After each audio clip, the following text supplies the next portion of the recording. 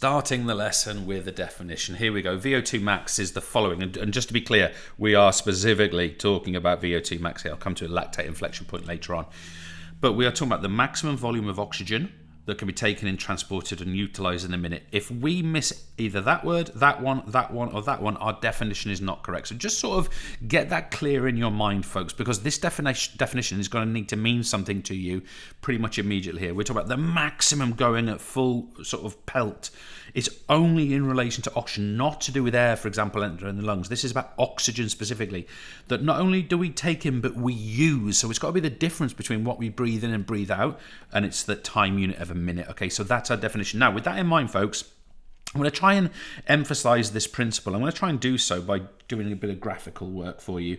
And by the way, I'm not sure you'll see this in an exam or anything, but I've always found this with students to be a really neat and effective way of stressing the principle of VO2 max. So what I'm going to do, I'm going to make my y-axis like that. I'll just go down to 0 degrees. I'm going to make my x-axis like this. I'm going to get rid of my ruler, and what we're going to do here is we're going to draw a graph. And what we're going to do here is on the x-axis we're going to have exercise intensity, and notice I'm not putting any values in here, but basically the further we go to the right, the higher the intensity of exercise. And then on the y-axis we are going to have O2 consumption. Notice that relates now, consumption, that relates now to my utilized point, consumption. And we're going to measure, this is what we would call our VO, not our VO max, our volume, our VO2 max, this is our VO2.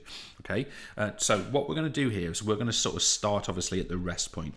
So let's imagine we're at rest, a bit like probably you and I are now, right? There is our resting, that there is our resting volume of oxygen utilization. It's some value of litres of oxygen, okay? So we've got that value there. Now what we're going to do is we're going to imagine that maybe at this point here, our performer is going to sort of start to do something like a multi-stage fitness test. And their volume of oxygen is going to go up. Okay, and once it goes up, it will level out in another steady state. But then they're going to go up in level again, and it's going to go up to here and level out. They're going to go to another level, and it's going to go here. So what we were like multi-stage fitness test level 4 or 5, and this person's not a super fit person. So what we're going to find with this person is they're going to go up a level again, and it's going to go across. Now, what you're probably expecting me to do is keep going up in that step way. Can you see that each incremental increase in the intensity of exercise has caused this person to consume more oxygen? Now, I've done it in a very sort of straight line, linear fashion. It would actually be a little bit more curved, showing an oxygen deficit here. But this is the point. At this moment here, folks, we go up another level. So there is an increase here to another level. And what we're going to see here is that even though the exercise intensity increases, this person's volume of oxygen consumption continues. So exercise intensity has gone up there, but what do you notice about this line? That line has not gone up in simultaneously, and that is because we have reached the zone of VO2 max. In fact, let me write it like that. This is the zone of VO2 max. Okay, that is whatever that value is. That is probably this person's VO2 max. Okay, because what should have happened, of course, is we should have happened, and it didn't, by the way. We should have had something like this, right? We should have had something like that. And this work, the person is still running, but they're having to do this work anaerobically because there is no more oxygen being provided. Let me sort of draw that in better. We've got that work there that this person has done, but they've done anaerobically. So they're going to fatigue at this point here. Why? Because they're doing that anaerobic work that way. And that's a way of us thinking about the zone of VO2 max. It is despite an increased intensity of exercise, there is no increase in the oxygen consumption of the body. That is because we are at the maximum value. Now, there's the principle. And I'm going to come down here. What affects this? So we're looking at factors affecting this, okay? And then we're going to get into some lactate inflection points in a second. So factors affecting VO2 max, the maximum volume that a person can achieve. What might affect this? Well, the first obvious one is a person's physiology. Now, this could be a whole list of things. If you want to get into like full stuff, look at like our adaptive responses and things like that. But what is the difference between, let's say, your and my hematocrit?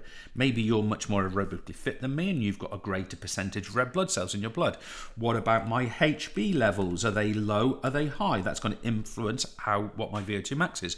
What about my myoglobin levels in my muscle cells? Remember, myoglobin is both the storer and transporter of oxygen within the muscle cell. What about the type of muscle fibers that are predominant for you and predominant for me? Perhaps you're more of an aerobic athlete and got lots of slow oxidative fibers, and I'm more of a power athlete. I'm not, but let's say we are. What about the size and density of mitochondria? Okay, size and density of mitochondria. These are the sites of aerobic respiration. If your mitochondria are many more and larger than mine, you're going to be better at aerobic respiration, and so on and so on. Now, I could keep going, long list there, but I won't. So our physiology affects our VO2 max. What else affects our VO2 max? Well, of course, how we influence that physiology, what training we do. So, for example, what about a person who does lots of HIIT training? Someone with HIIT training is going to improve their VO2 max. What about someone who's doing continuous? What about someone who's doing lots of fartlek work? This kind of continuous but with some intensity in there too. This is going to increase a person's VO2 max if they're doing this. Let's take things further again. What about something we can't do anything about, but what about age? Does age affect VO2 max? And the answer is it does. Now this might surprise you. People reach their peak VO2 max. Guess when it is, folks. When do you think? What age do you think I'm going to put? It's at the age of 35 years old. Now that should give a lot of us hope. Not me, I'm way past that, unfortunately. And then what we find is VO2 max then declines with age. So this explains why often marathon runners, for example, often in their mid-30s when they're performing at their best. And the other thing we can say is young athletes not suited to hyper endurance. Are you aware, for example, hyper endurance? Sorry, I've not fitted that in very well. Are you aware, for example, that it's not permitted for people to do marathons before the age of 18, and then even good quality athletes often won't enter the marathon until way older, when they've gone past their 1,500 and 3,000 and 5,000 and 10,000 meter days. We can also think that technique has an impact on a person's VO2 max, how efficient we are, let's say at running or cycling or swimming. And let's talk about things like running economy. If someone's a very wasteful runner, of course, their VO2 max is going to be lower because they're wasting energy in unrequired movements. What about someone's running gait, their stride length? What about their efficiency, how much energy it requires for them to propel their body, what power they need to put in? These factors affect VO2 max, and we need to understand that. Now, this is where life, in my opinion, gets a little bit interesting. I'm going to get me axes back out here, and we're going to start looking at the lactate inflection point. Now, I am rubbish at drawing, and I'm particularly rubbish at drawing this specific graph. So you might find it, you might see I have a couple of goes at this. So first of all, folks, what I'm going to do is I'm going to put my x-axis in. I'm going to rotate. I'm going to put my y-axis in, hopefully at 90 degrees. Come on, come on, come on. That will do us. So there's my y-axis, get rid of that.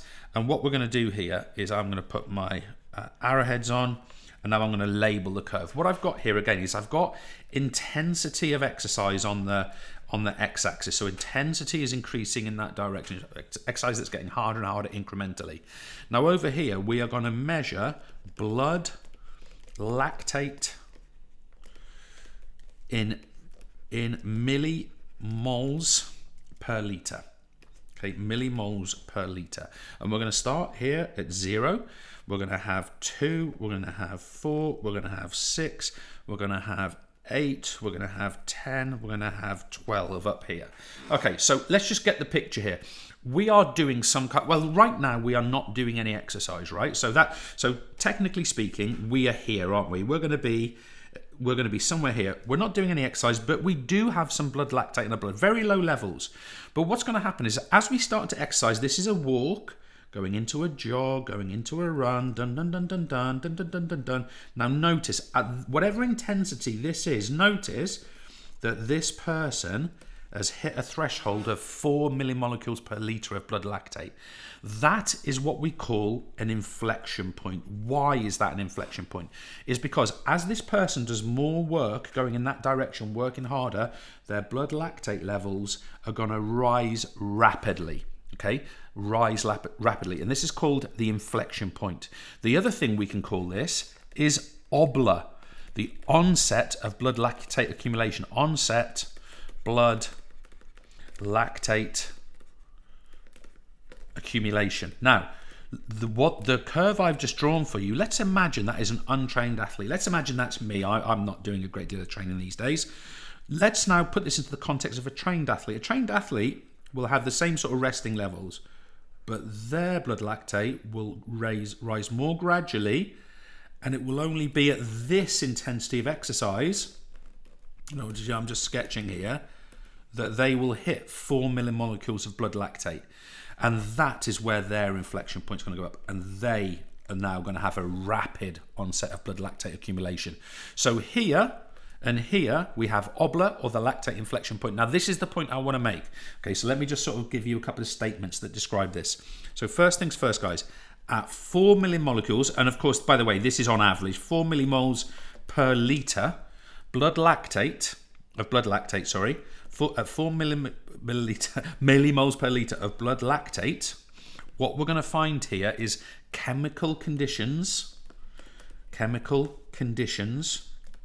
denature enzymes. Now, let me just be clear what that weird statement actually means.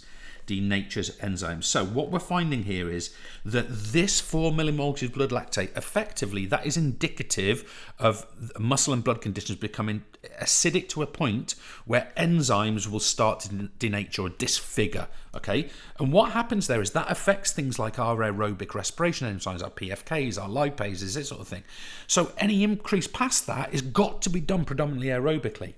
And what we get, folks, is we get a rapid, and this word's really important, a rapid increase in blood lactate. Now, with that denaturing, guys, what the thing you want to think about there is think back to your GCSE days. Or you may not have done GCSEs, but I'm going to talk about GCSEs here in the UK. Think back to your previous studies of biology. You've probably looked at the effect of acidity or effect of pH generally on enzyme activity. And you know that if something becomes acidic, it stops the enzyme working. Therefore, that aerobic work can't be done. We've got to do the work anaerobically. Now, the point I want to make is we're measuring blood lactate, but it's really important to stress that blood lactate is not the fatiguing product. The fatiguing product is actually hydrogen ions. And why this matters is because if we take lactic acid pretty much immediately breaks into two things. It breaks into lactate, which we measure, that's the thing that gives us indications, and it breaks into hydrogen ions. Okay, so it's these hydrogen ions that are the fatiguing part. The lactate is just indicative of those. Now let's take this a little bit further. We can also say, according to this graph, we can also say that fatigue happens rapidly. Okay, so fatigue happens rapidly. So of course, we're getting a rapid increase of blood lactate, therefore hydrogen ions, therefore we are going to fatigue very, very quickly. We can go further and say that certain types of training, and really things like interval training, things like Tabata training, things like HIIT training, these are going to cause us to work at 4 millimolecules per litre of blood lactate. Okay, so if you think about those training methods, what they're trying to get you to do is work at this level, work at this intensity. Fitter people would work here, less fit people would perhaps work here. That is the purpose of those training methods. Oh, my screen just froze there. Apologies, folks. Now let's finish this off strong. We can also, if we train, we can increase tolerance. Now, I've read a lot about this. Some people argue that with training, you can tolerate greater than 4 millimolecules. Other people argue that is not the case. It's a psychological condition that we can, they're called volitional states. I'm not going to get into that here, but it's an interesting one. But what we must say is this final point. This is very important for aerobic athletes. And one of the things that aerobic athletes will often get wrong is they'll go and do a lot of long duration, moderate intensity, continuous training type runs. But think about a cyclist who's got to climb hills. Think about a marathon runner who's got to do a turn of pace at times. Working at this intensity, or for the trained this intensity, it makes sense because it encourages the performer first to tolerate pain because it's going to be painful, and secondly, it acclimatizes the body to exercise in acidic conditions and to be able to keep going. That's the blood lactate accumulation, the lactate inflection point or obla, and VO2 max.